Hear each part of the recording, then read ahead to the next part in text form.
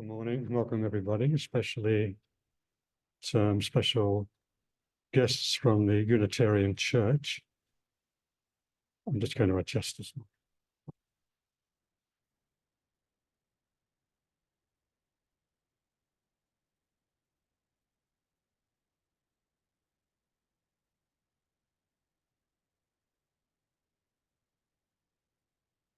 Yes, so welcome to our guests from the Unitarian Church. Thanks to Walter for organising this. You might be aware that the founder of our organisation, Swami Vivekananda, who lectured extensively in America after the 1893 World Parliament of Religions, many of his talks were hosted by the Unitarian Church at that time. So we've got this special link with the church going all the way back to then. So we're particularly happy and interested to have you here today and to meet you afterwards over lunch. Now I'll request Gayatriprana to give a talk. She's going to give an introductory talk to Vedanta.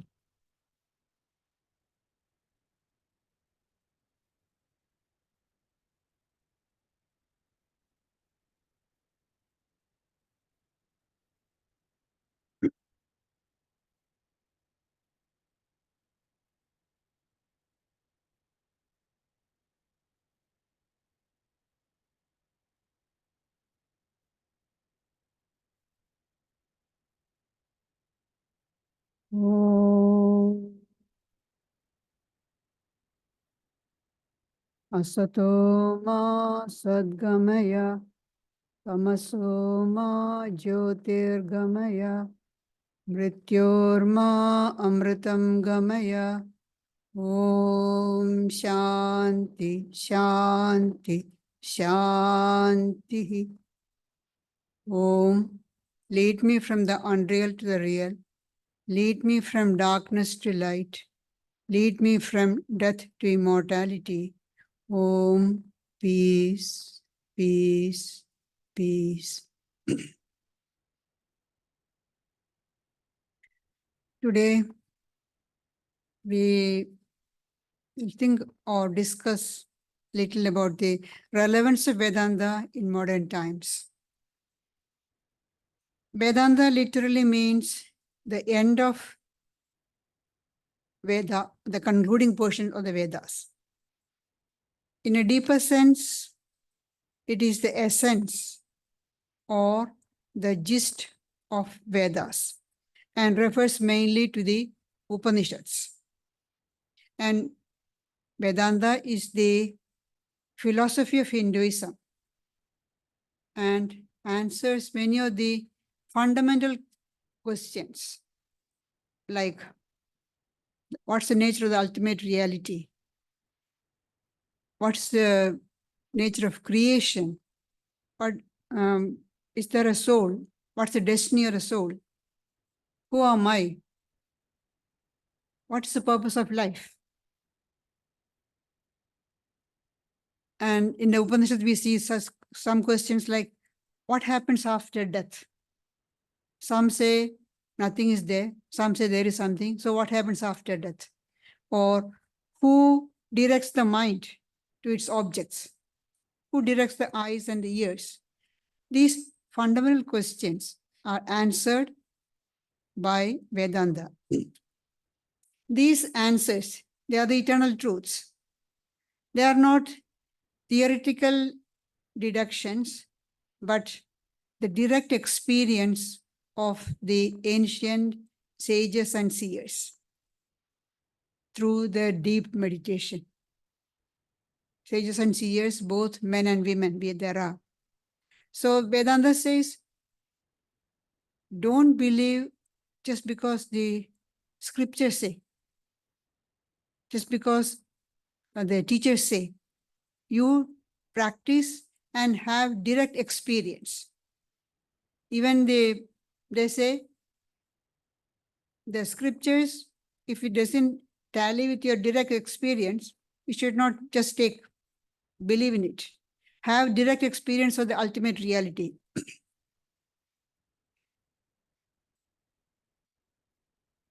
These, though very ancient, beyond the time where history started, say it's the Vedas and the Upanishads go back to 5,000, 10,000 years.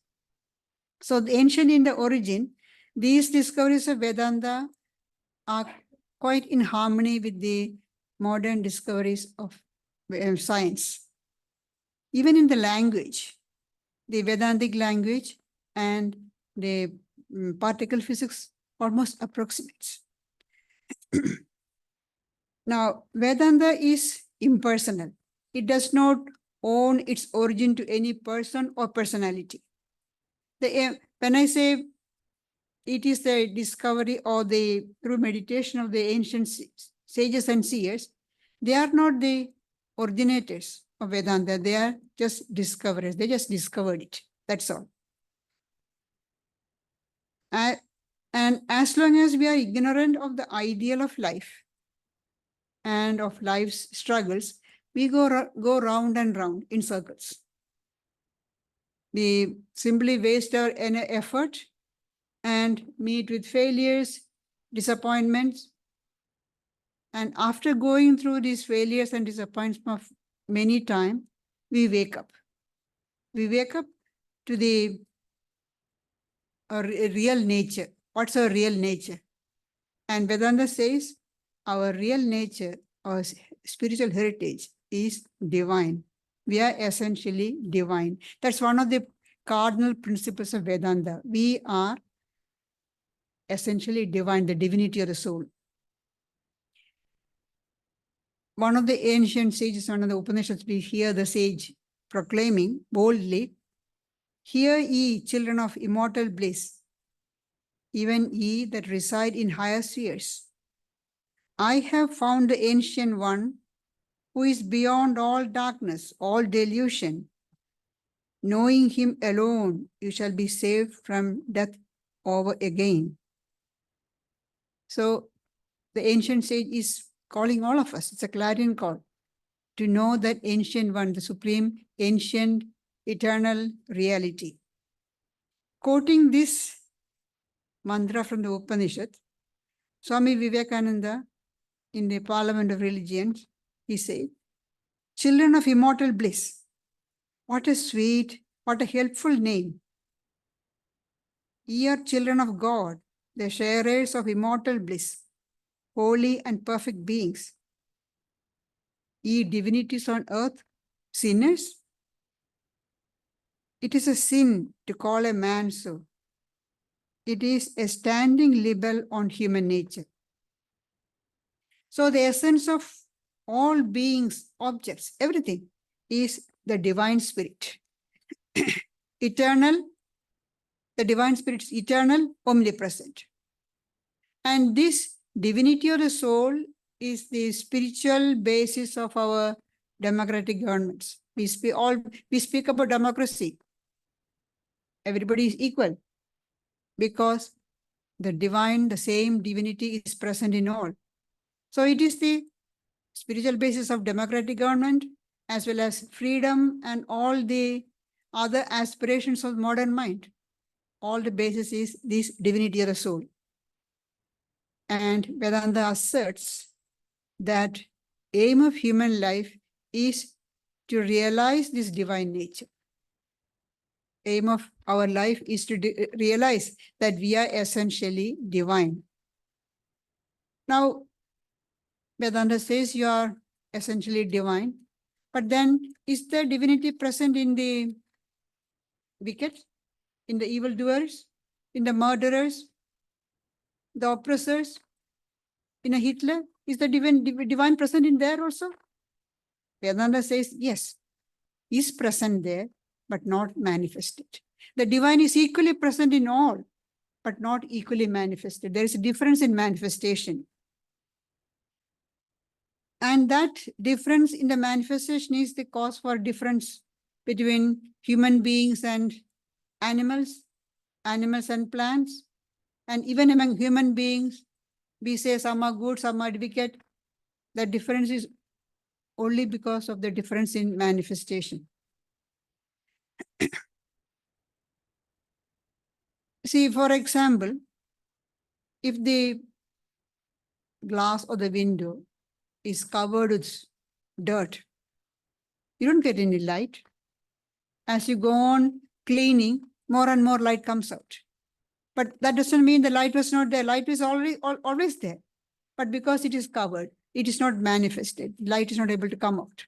In the same way, there is the difference in the manifestation of the divinity. That's all. Divinity is always present in everyone, every being, but it is not equally manifested. So Swami Vivekananda says, each soul is potentially divine. Each soul is potentially divine. Just potentiality is there. The goal is to manifest that divinity within. That's our goal. Our aim is to manifest that divinity by controlling nature, external and internal. How are we to manifest that? By controlling nature. How do you control it, nature? He continues. Do it either by work, worship, psychic control, or philosophy, by one or more or all, and be free. That's the aim. Be free. This is the whole of religion. So simple. Manifest the divinity by controlling nature, internal or external, internal and external, by work, worship, psychic control, philosophy, either one or more or all. And that's all. And be free. That's the aim. Freedom is the aim. Because freedom is the aim, we all have got this innate urge to realize the divinity. In spite of all our wealth, our prosperity, our comforts, why are we not happy? We rarely find people really happy. What is the reason? Because there is this urge to realize the divinity. We feel, until we realize the divinity, we feel we are lacking something. Because we are not able to touch that, our real nature, realize our real nature. And we want to know what we are. Why are we here? What's the meaning of life? All this we want to know. Till we come to get some idea, there will be this sense of lacking. We feel we miss something, we need something, the urge to find out more. So when Swami Vivekananda says, do it either by work, worship, or psychic control, or philosophy, they are the four paths to realize the divinity.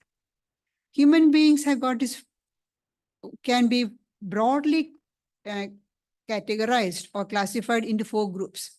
Some are more active, some are more emotional by nature, some are more contemplative, and some are more tend towards intellectual understanding. So those who are active, they follow the path of action. That means through work, through your action, you can realize the divinity by performing action without any attachment. That's the condition. Perform all that, whatever you are doing. You don't have to do anything else. Your daily duties, whatever we are doing, do it without attachment. And offering to the divine, you will reach the ultimate goal. Or if you are emotional by nature, you pray to God, surrender to God. That's another path. Then there is the path of contemplation. You meditate to realize your union with the Supreme Soul, union with of the individual soul with the Supreme Soul. Or there's the path of knowledge, where you reason out who you are. Who am I? That is a path of knowledge. Find out who am I. And you reason out, I am not the body, I am not the mind, I am not the intellect.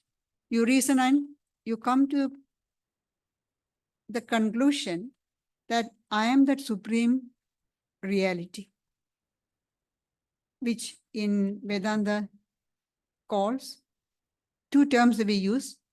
Atman, when the reality is referred to as within individual, and on the cosmic level, it is referred to as Brahman.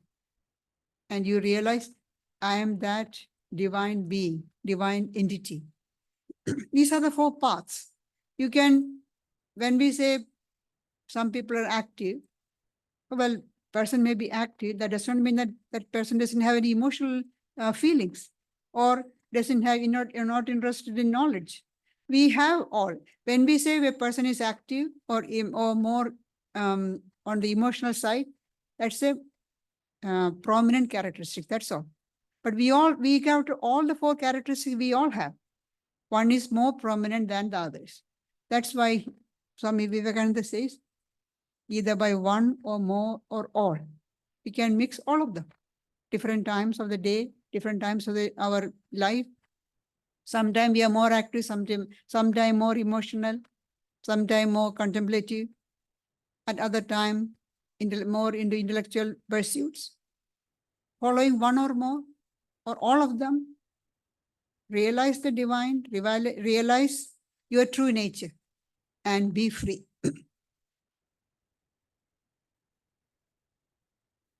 The next, that's the first cardinal principle of Vedanta, is the divinity of the soul. The next one, we say the unity of existence. There is unity in the midst of diversity in all that exists. We see different beings, human beings, there are so many varieties, different races, language, culture, so many diversities there. Then there is the animal world. Then there's a plant. Even if you take any particular one, there is so much of diversity. But Vedanta says, in the midst of all this diversity, there is unity. If you look at science, physical science, science says everything that exists is fundamentally nothing but energy. We see all these different diverse matter, so many different matter, but science says there is no matter, only energy. And energy, different types of energy.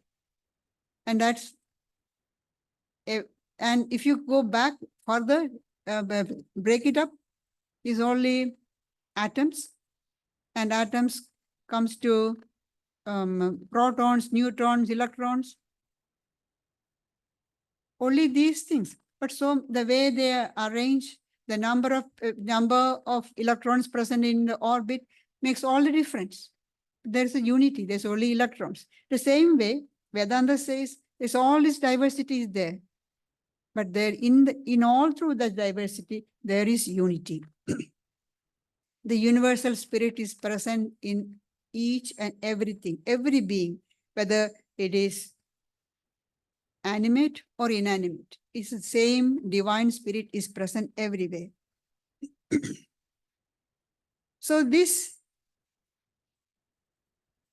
unity of existence is the basis, it's the foundation of all moral codes. Why we have got so many moral rules, ethics, morality. Why do we follow all these things? Because of this unity of existence. And it expands, if you follow this properly, if you understand this properly, it helps us to expand our care, understanding, not just of human being, but it expands our hearts to include the animals, the plants, the whole environment, the whole universe.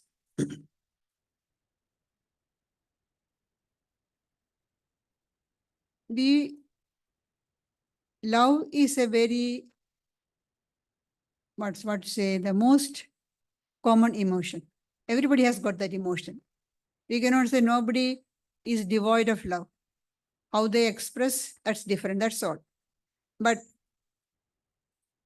Vedanta says all that love that we have is different expressions of that love of that self, capital S, that supreme self, supreme soul. One of the Upanishads says, the husband loves the wife not for the sake of the wife, but for the sake of the self. The wife loves the husband not for the sake of the husband, but for the sake of the self. The parents love the children not for the sake of the children, but for the sake of the self. That self is present in all. That's why we love each other. We love not for the person, but for the self present in that person. So, Swami Vivekananda, continuing that on this mantra of the Upanishad, he says, so what is human love? It is more or less an affirmation of that unity. I am one with thee, my wife, my child, my friend, I am one with thee. And so, Swamiji continues, Vedanta formulates not universal brotherhood, but universal oneness. The same self is present in all. So it is universal oneness. I am the same as any other man, as any other animal, good, bad, anything. I am the same. I am one with them. So when we hurt another person, we are actually hurting ourselves. When we harm another person, we are harming ourselves. When we give happiness to another person, we are giving happiness to ourselves. Those who have realized this unity of existence feel the pain of others, feel the pain, the hurt of others. Literally, we have got examples. In the life of Sri Ramakrishna, who was the teacher, the master of Swami Vivekananda, we hear one incident that he was sitting in his room and somebody outside was walking on the grass, on the lawn. And he felt as though someone was trampling on his chest. That unity of existence, the grass, the plant, everything, one feeling one with that unity of that soul. He felt as though somebody was walking on his chest. How is it possible? Because and that grass was feeling the pain, and he felt that pain within his heart, within his chest.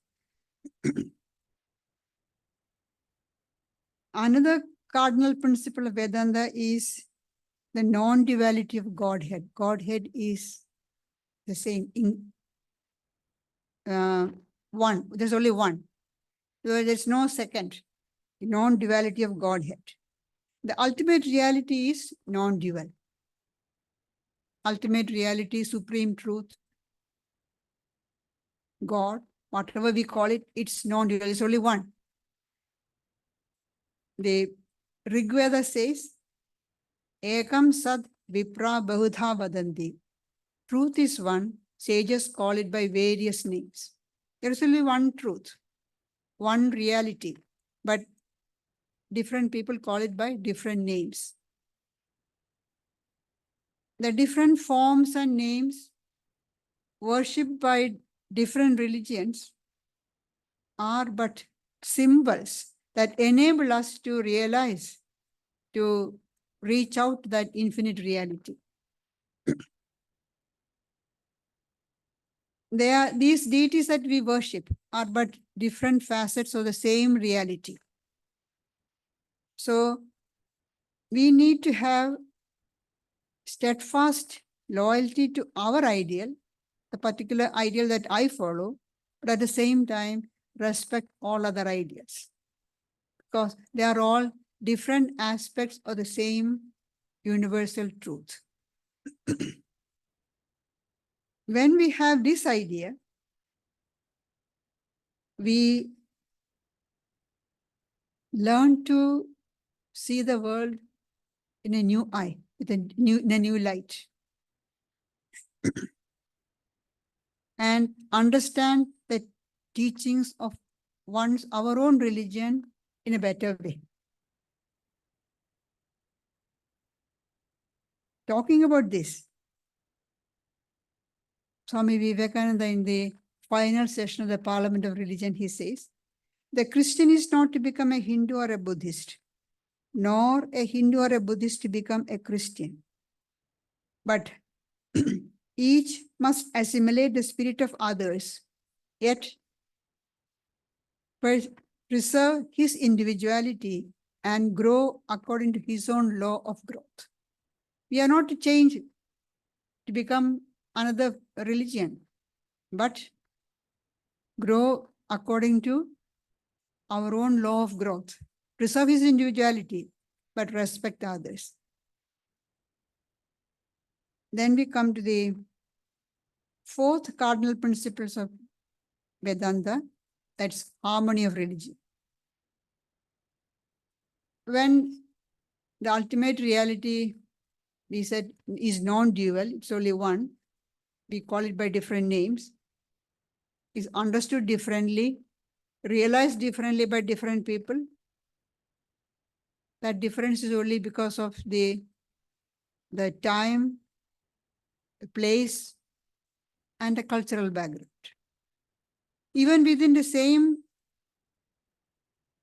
religion, we have different ideas, different deities, different forms. So we have to remember that all these different religions are speaking about the same reality. And also we have to remember that religion is not the goal. It's only a path. All the different religions are leading to the same goal. There are different paths. Just like this morning, all of you came from different parts of Sydney. You all took different roads. But the aim is to come to 15 Liverpool Road, Vedanta Hall.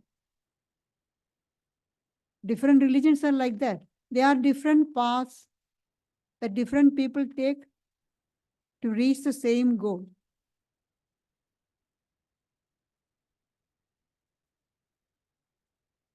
And these different religions are needed because we are at different levels of evolution.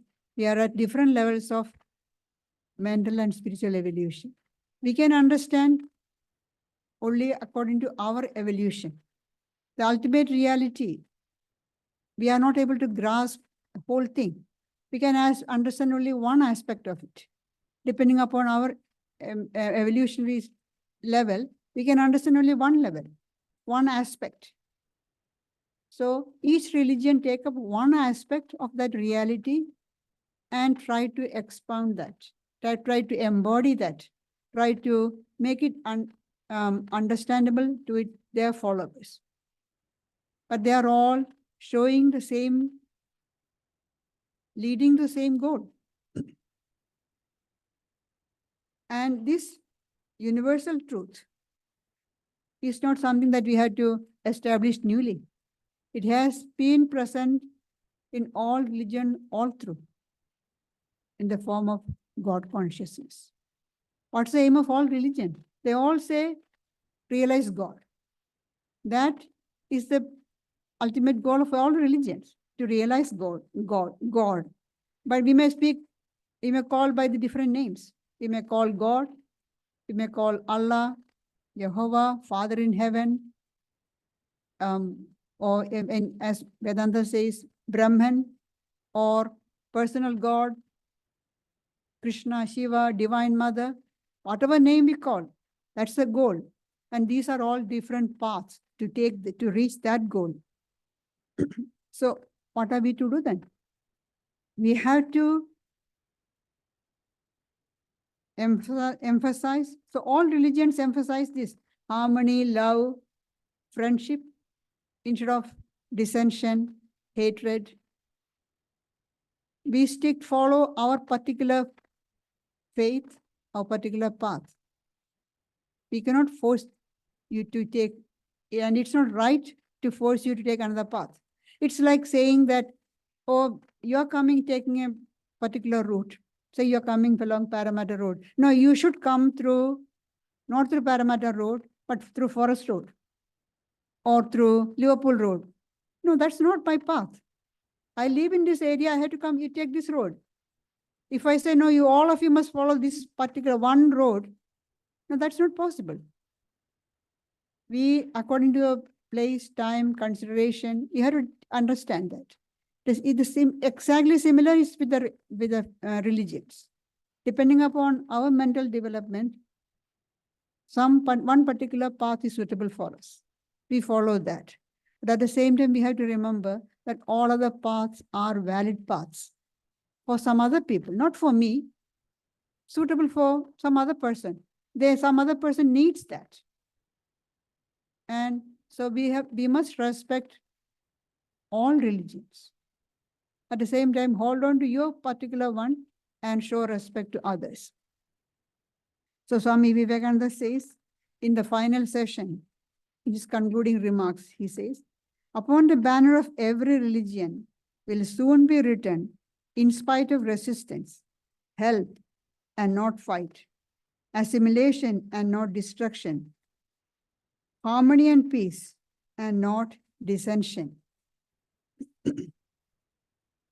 And Vedanta says that whatever path you choose, if you are really earnest, if you are really sincere, you will reach the goal. So in the Bhagavad Gita, we see this, whosoever worship me through whatsoever path, I verily accept and bless them in that way. Bhagavad Gita does not say you have to follow this particular path. No. Whosoever worship through whatsoever path, whatever be the path you are taking, I accept and bless them in that way. Ordinary people like us cannot worship that Supreme Being in fullness. We can take only one aspect. We are small vessels. We are small containers. We can understand only little bit. So ordinary human mind can grasp only limited aspects of the reality. So we should not say that what I follow, my method or my path is the only real one, only the true one. We have to accept that all paths lead to the goal. And you cannot say, no, because mine is the correct one, yours is wrong. No. Each path has got is necessary for some particular people. It's appeal for some people. And none of them is wrong. All are correct. So Swami Vivekananda says, man is traveling not from error to truth, but from lower truth to higher truth.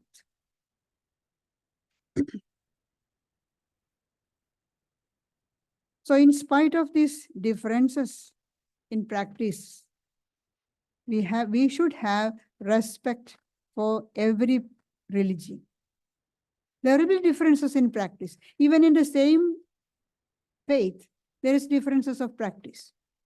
If you take Christianity, there is so many different groups are there. There's Catholicism, Protestantism, Anglicanism, then Unitarian Church, Uniting Church, and then Seventh-day Adventists, Jehovah's Witness, so many are there. All broadly follow the teachings of Jesus, but then there is difference. Depending upon our understanding, depending upon the background from where it was started, so you cannot say everybody should follow the same practices, the same ideologies.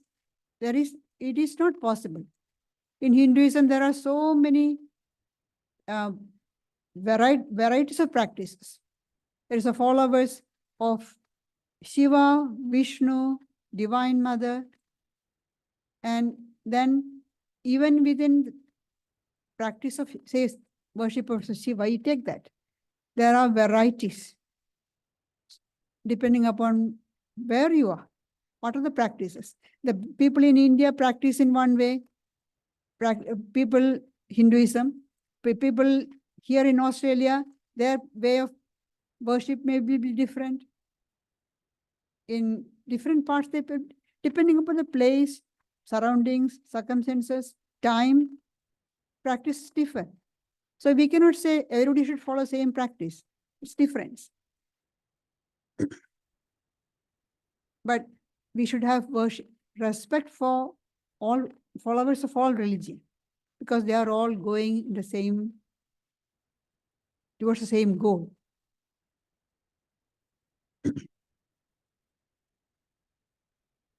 This idea that all religions are different paths, valid paths towards the same goal,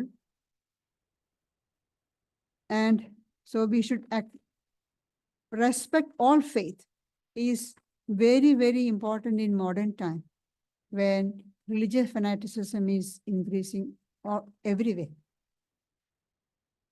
Fanatics are so determined to say that theirs is the only valid path, only true path.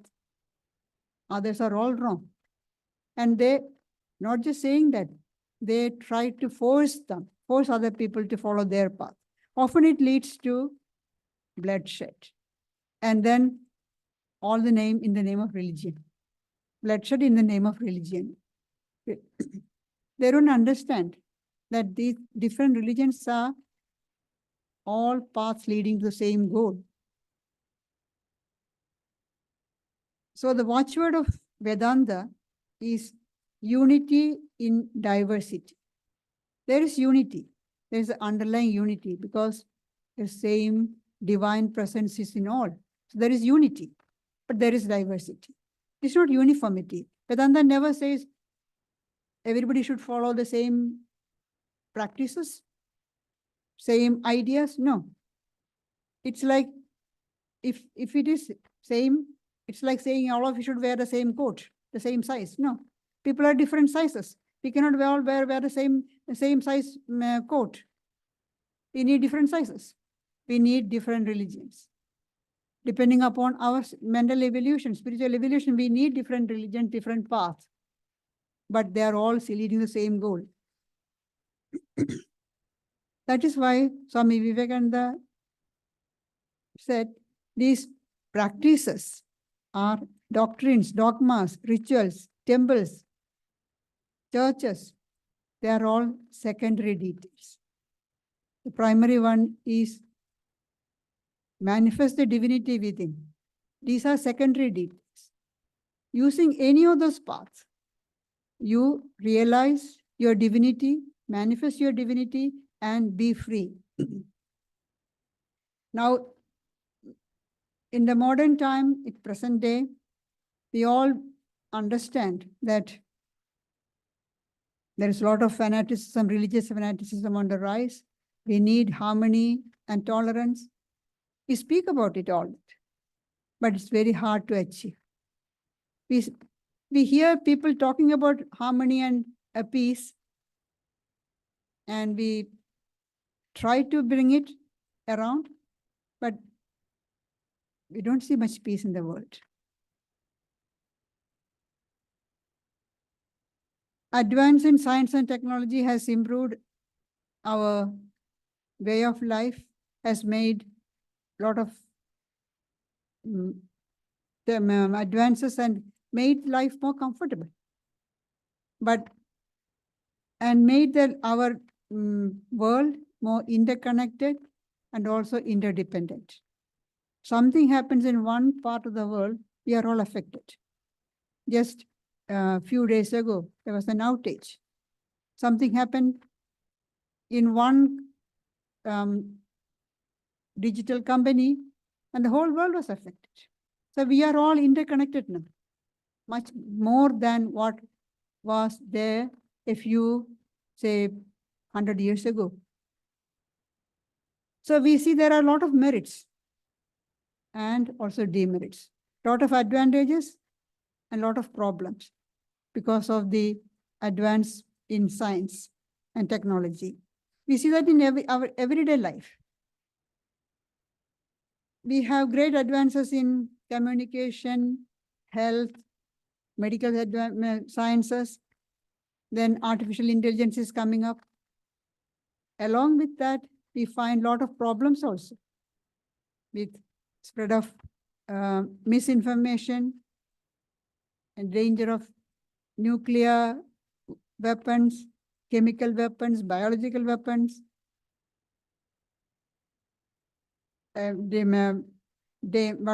destruction of the environment, global warming. All these are another side of the advancement of science and technology.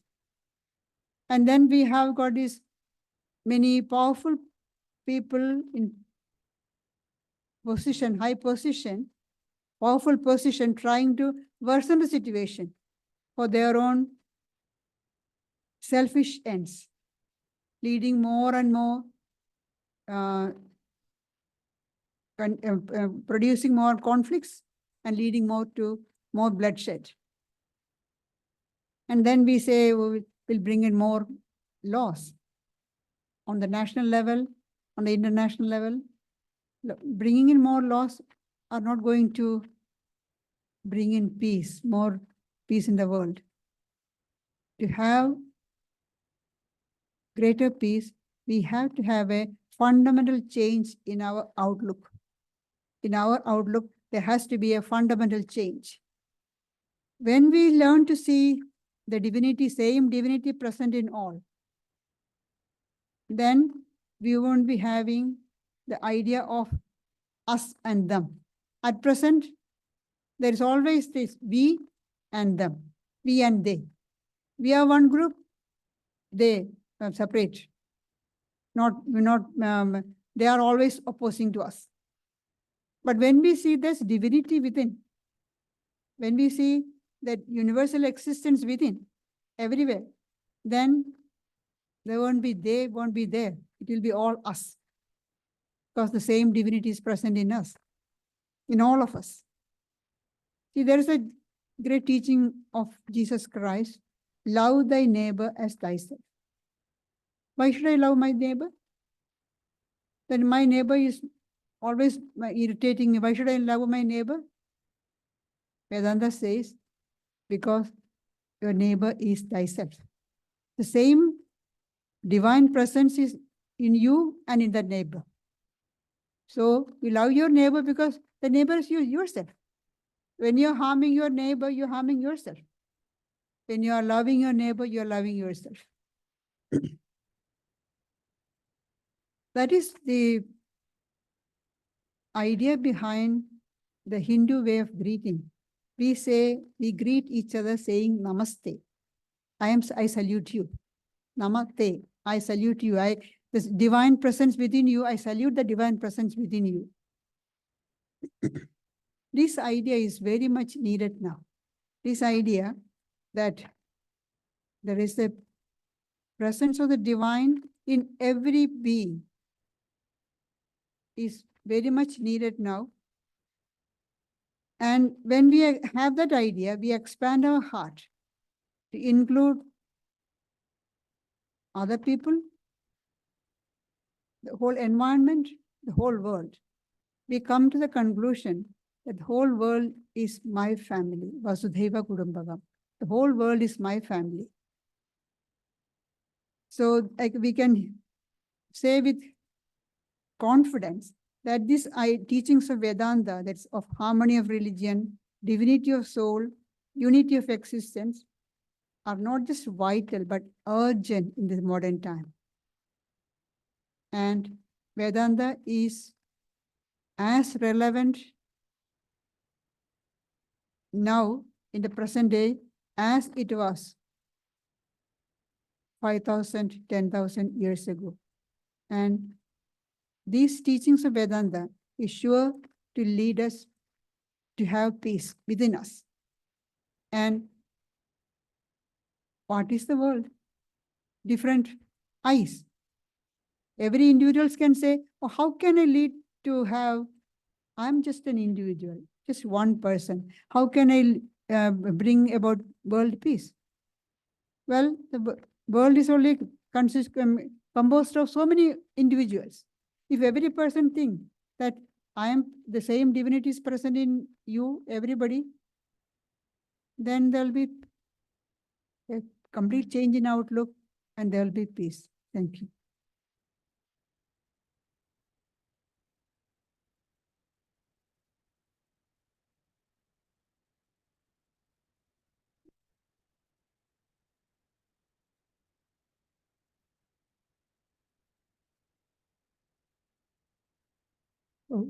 You're welcome to ask some questions. I don't have any questions and answers. And if you do have a question, microphone around.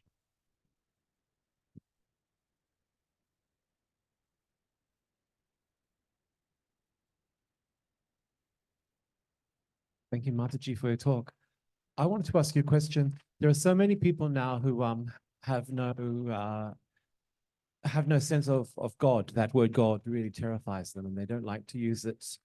And they might say, "Oh, well, I'm spiritual but not religious." Those people who don't have any real idea of God or don't believe in God, what is their place in this scheme?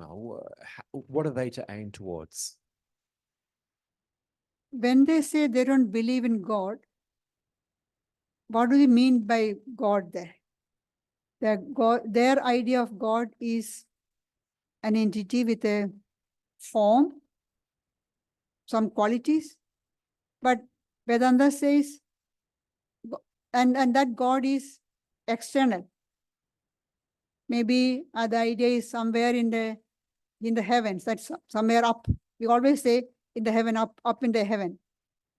And the rockets have gone, spacecraft have gone, they didn't see God there anywhere, up in the heaven. So where is God? God is within us. And that divine presence within me is that God. And nobody can deny the presence within. You cannot deny your own existence. Only thing that at present that divine presence within is covered. We have to manifest that in the true form. At present we identify with the body, with our intellect, with our mind. So psychophysical system we identify and say I. But the real I is that divine within. So these people who say they don't believe in God, they don't believe in an extra cosmic God. But they cannot say they don't believe in themselves. So they have to understand that God is present within, not outside. And when they realize that God is within, they cannot deny that, because that will be denying their own existence. And to progress on the spiritual path, you don't have to believe in an extra cosmic God. That is why Swami Vivekananda says, do it by work or worship or psychic control or philosophy. By work, doing unselfish, unattached work, you can reach the highest realization.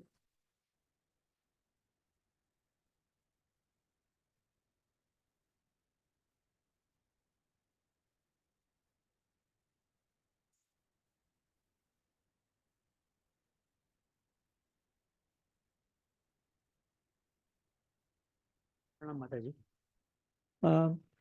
This idea of the fundamental unity of all religions troubles me a little bit.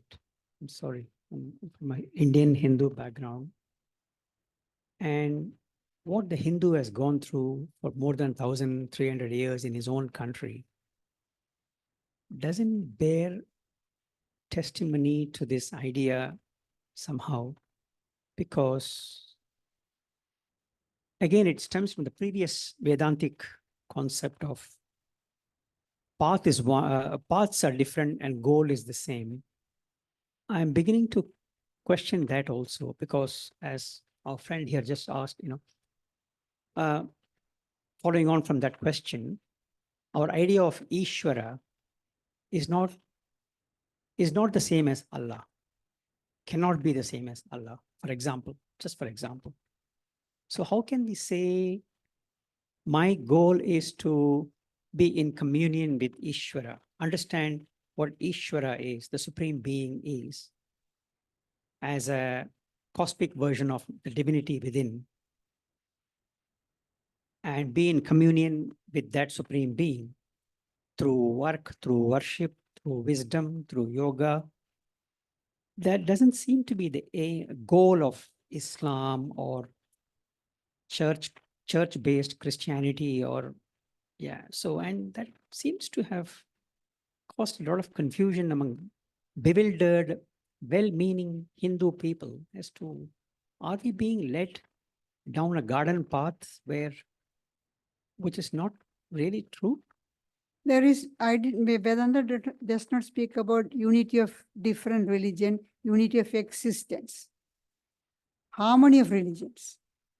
Harmony of religion means different religions are different path. Now, the goal is the same. We are confusing the path with the goal. These different religions, you speak about what happened to the Hindus in India. That is not because of the religion, because of the politics. The invaders, they didn't come to preach religion. They used religion as a means to attack, conquer. So there is difference between, don't confuse politics with religion. Religion is and politics with spirituality. Whether politics is a party-based politics or ruler attacking, that is whatever it is, politics. Don't confuse that with spirituality. And those who are really realize God in any faith, whether it is Christianity or Islam, if you read what they speak the same language. One of the mystics, Sufi mystics, Hallaj, his realization was Al-Haq, I am that truth. It isn't any difference from what the Vedanta say, Aham Brahmasmi, I am that Brahman. The same realization. Till you realize that goal, you will be fighting. The fight will be there, because that is a fanaticism, saying that my path is the only true path. But once you reach the goal, everybody comes here, same place. It's like saying, no, you should travel along Liverpool Road only, or you should come along Parramatta Road only. No, otherwise, it's not wrong, it's not the right road. No, that's for you. But for me, this is the different road, path. But once you reach, you all reach the same goal. So we have to realize we should not confuse the path with the goal. Religions are paths, not the goal. Goal is God realization. And God realization is possible and has happened in all faiths. If you look at all the world faiths, you see many, many great souls who have realized God. And they all speak the same way about their realization, because their realization is something beyond speech. That's what the Veda says. You cannot properly enunciate what that experience is, but still they have tried in many ways. And if you read about the teachings or the expressions of their realization, all the great mystics, you find similar words.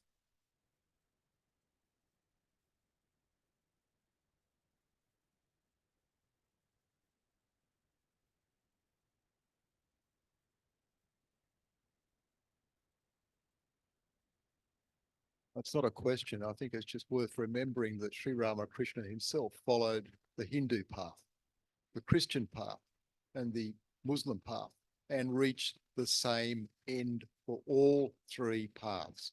For me, that tells you everything you need to know. All the paths work. It's like a bicycle wheel with multiple spokes leading from the rim to the hub. And we're all on the rim trying to get to the hub. And the thing is that if a bicycle wheel had one spoke, it'd be a load of rubbish. It needs the multiple spokes to have strength. And Swami Vivekananda said he wished that there was 1 million more religions, that everybody could have one that was just right for them. Yes. And if you look within each, look at all the Christian varieties of Christian denominations. They're all subtly different, yet they're all Christian. They all look at Jesus, but they all do it in slightly different ways. So it's always going to be different, and it's just the path. It's all it is.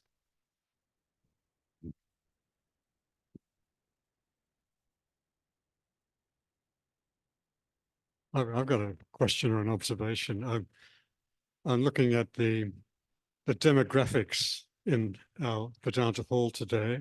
That is our own Vedanta group. And if they don't mind, I'm looking at the demographics of the Unitarian Church, and I'm seeing that we're all of a certain age group, and wondering where all the young people are. I would like to assume it's not that we know they are interested in spirituality, but it seems to be, and religion, but seems to be maybe a different approach. What are your observations about where we are as a species in our? Well, there's a depend upon the time. There's a morning time. They may have other interesting eye occupations, especially on a nice day like today. Because we see some or more younger people on a Friday discussion. So I think there's a lot that depends upon the time and the day. You ask what happened to the younger people.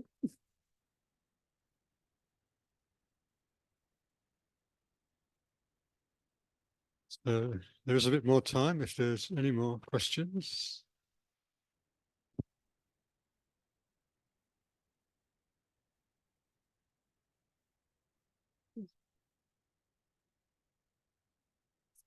Point of Hinduism, we have God of learning, God of wealth, Hold closer. God of success, God of learning, God of wealth. So in the youngsters, now they are busy worshipping the God of learning. They are worshipping Mother Saraswati in the form of education. They are more intent on studying, coming out well. That's the other day we had a retreat, wanted to have a retreat for the youngsters. One little child, one young child said, I've got a big exams coming, so I can't attend that retreat. The exam was more important. So Saraswati was more important for him than spirituality. So that way he is also worshipping the same divinity, the aspect of education. Then comes, once the education is over, worship of Lakshmi, goddess of wealth. So this is the time they can make money. They have to work. They have to settle themselves. So doesn't matter. Go ahead. But you know, divinity is in Saraswati, learning. Divinity is in earning. Learning and earning also becomes spirituality. If that spiritual thing is given, then everything is fine. Then no secular and spiritual. Everything becomes sacred. No more. So Sister Nivedita has to say, henceforth, no division between sacred and secular. To conquer is to renounce. To work is to pray. Life itself is religion. To have and to hold is as stern a trust as to quit and to avoid. When one and the many becomes the same reality. So we don't have to worry. The youngsters don't come. Now they are worshipping goddess of learning and goddess of wealth. And when they are successful, when they can understand the God of success has been very gracious to them, then they will slowly turn within and find they were already within, and they were the one who were impelling them to go towards that. One fine day they will come to spirituality after 40. Yeah. Of course, it is there. But the basic idea is, if it is given, then there is no problem. Yeah, lots of steps are there, of course.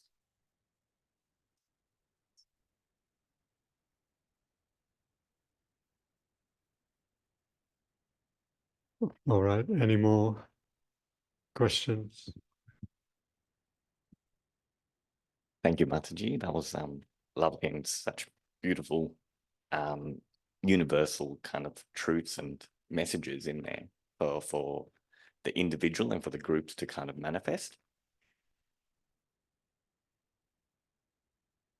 Listening and reading a lot of these different texts from religions and the great thinkers, you do hear those highest realizations from the saints of this similarity between these highest truths. But within the parts and the texts and the sacred literature and the discussion of it, there can be words of division, of discrimination against, but it also seems that it's a way forward as well. These beautiful words from Vedanta, of this almost superseding type of love for everything and harmony, it's not so prevalent within those texts. It's not so prevalent within the context of others. So it seems to be, how would then, it seems like each individual path or religion or spirituality has its path, and that path is, for lack of a better word, predestined or written in stone, so to speak. Therefore, to introduce a different way of thinking is foreign. It is then rejected. It is then blocked. So would it be fair to say that then within each individual one of those parts, those practitioners and those leaders, those people leading it, would have to extract from that context those universal truths for themselves within that context to then lead those people to that same sort of destination? Or is it better, perhaps, then for these people to somehow be individualistic, segregated, following their path, and get to the goal, and then look back and see that actually all of these things are one and the same? It seems, yeah, it seems it can be difficult. It is difficult. It is no doubt about that. It is difficult. And many of the teachers or leaders of the religious groups, they are pedantic, they have studied, they are scholars, but may not be practicing, have a progress on the spiritual path. There's a difference. So unless you progress, evolve on the spiritual path, you won't realize that this is only a path. The path you are taking is only a path. That's not the goal. That's not the only path. Only when you go up, say, suppose you are climbing a mountain from different directions. You're on one direction, say you're on the eastern side. You see only eastern side, the path on that. You don't see the western, north, south. And you think this is the only path to reach the summit. But once you reach the summit, you reach there are other sides. Other people can come from other different sides. And they're all coming and reaching the same goal. But till you reach that, you think that yours is only one. Of course, that's why Vedanta says you hold on to your path. Have complete loyalty to your path. but at the same time, know and respect the other paths also. Because they are valid paths for some other people, not for you. But for some others, that is the necessary path, that's a valid path. That you have to understand. It is that knowledge that will understand will come when these leaders of the different religious groups progress a little on a spiritual path. That's why the mystics, you can see that. Mystics, they all speak the same way. They don't say that that's the only path. What they follow, whether it's Christian mystic or Muslim, Islam, Sufi mystics, or Jewish mystic, or Buddhist mystics, they don't say that's the only path. They realize once you realize God, once you realize supreme reality or self, capital S, you realize that this is the goal. And all this, there are different paths. All this fighting will be only on the lower level. That's why Swami Vivekananda said, the books, temples, rituals, they are all secondary details. We are fighting on the secondary details. We are leaving the treasure, the jewel, and fighting over the casket. The treasure is, we leave it out and fight on the casket holding on the. Could you talk about the place of spiritual experience versus just intellectualization in religion? Yes. Study of scriptures, books, they are all that's the beginning. You need it to know the direction. Say, intellectual understanding is like the road map. You need it. But once you know the direction, this is the path you have to take. This is the road you have to take. You have to travel. Only when you travel, you reach the destination. But we are reading the road map and spending the whole life on that only without traveling. Those mystics, they have traveled. They have traveled and they have reached the goal. But those who are scholars, they have studied the scriptures. They can expound them very well. But they haven't, most of them haven't taken the step forward. If they take the step forward, then there won't be much fight. One of the Christian theologians, I forget the name, he has written so many proofs of God and everything.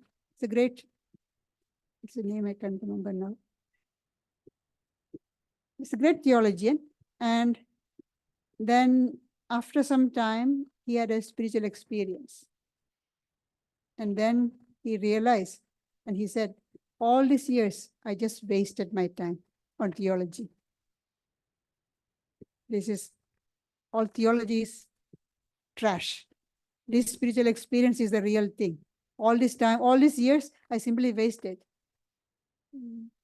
I forgot the name of that theologian. He had an experience. So that is the experience. Spiritual experience is the important thing. As Sri Ramakrishna gives in a very interesting way. He says, you go to the orchard and you start counting the branches, the number of trees, the number of branches, the number of twigs, the number of leaves. You spend your whole life there. Another person comes and pick the ripe fruit, enjoy it, have eaten, enjoy it. The mystics enjoy the fruit. They have the enjoyment of spiritual experience, whereas the scholars spend their time on intellectual study, end up nothing. they become scholars. They become great professors.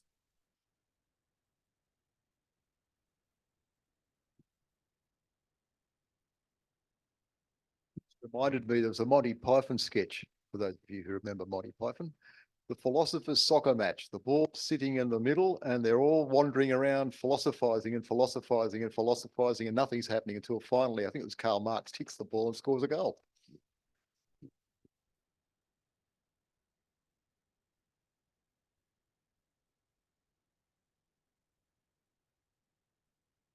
All right, well, I think thanks for the questions. We'll just move on to the next item.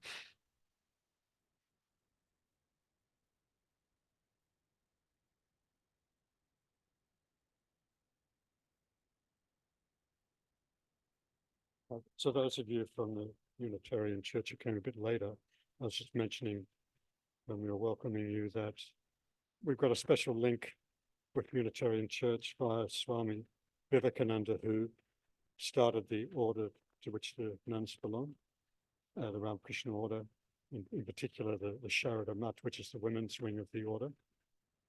And Swami Vivekananda became a very well-known figure in America after his speeches at the World Parliament of Religions in Chicago in 1893.